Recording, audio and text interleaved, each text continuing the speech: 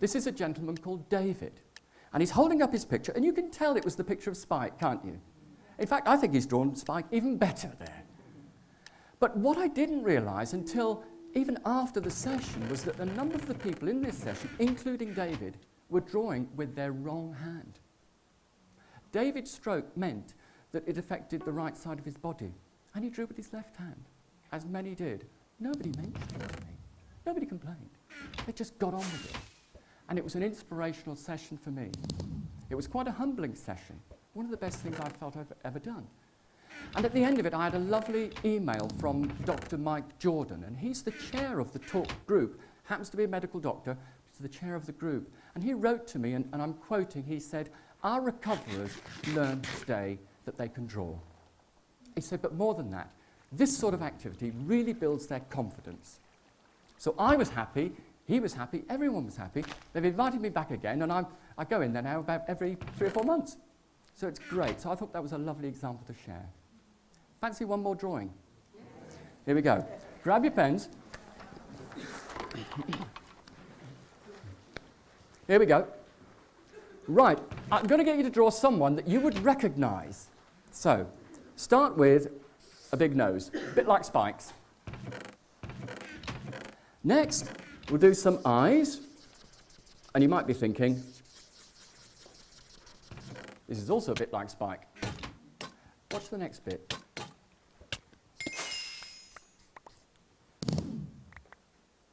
You're getting warm? There you go. Little line down there. Down here.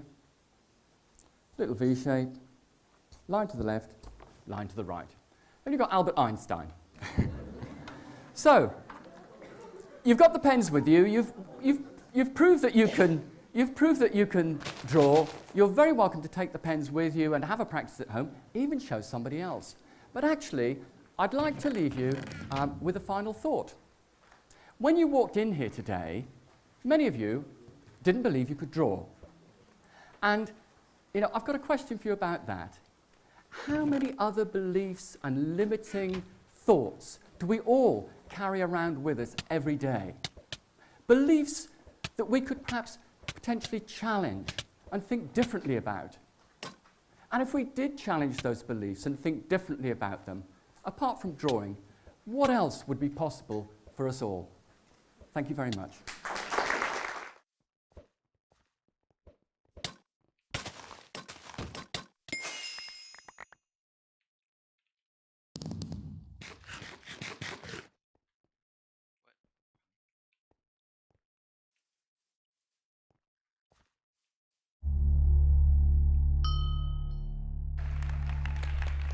Thank you.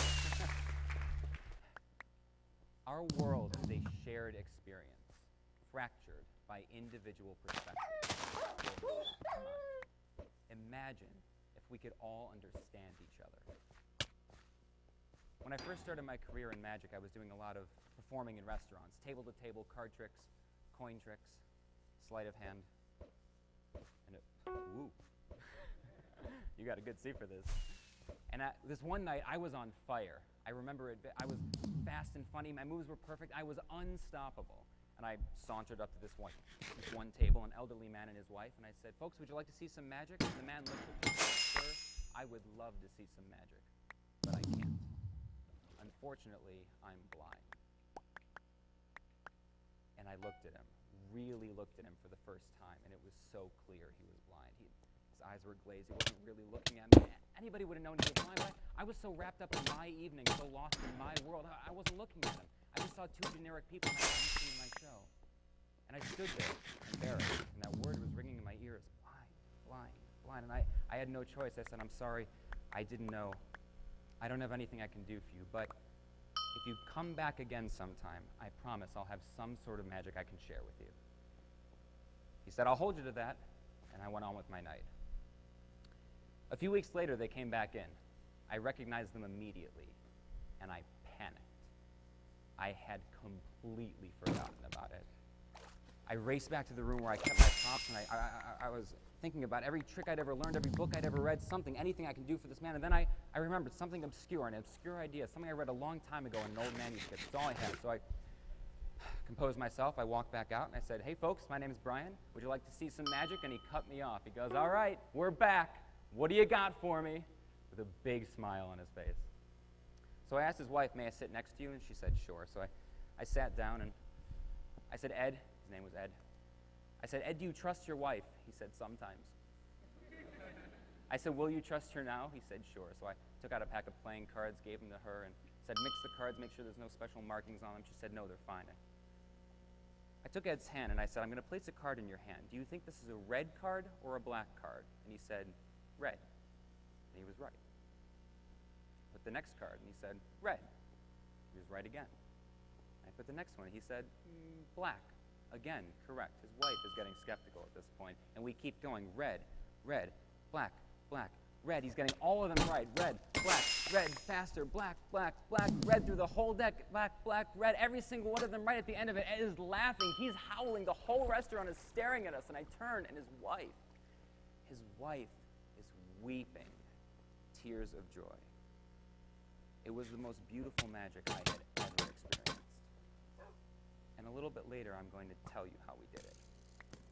But the real secret of the trick, the real secret of magic, is understanding and taking on different perspectives, different points of view. So let's try an experiment with perspective. Would you guys like to see some magic? All right, let's try a little experiment here. This is one of the oldest illusions in magic. Here we go. Check that out for me. That's yes, please. Here we go.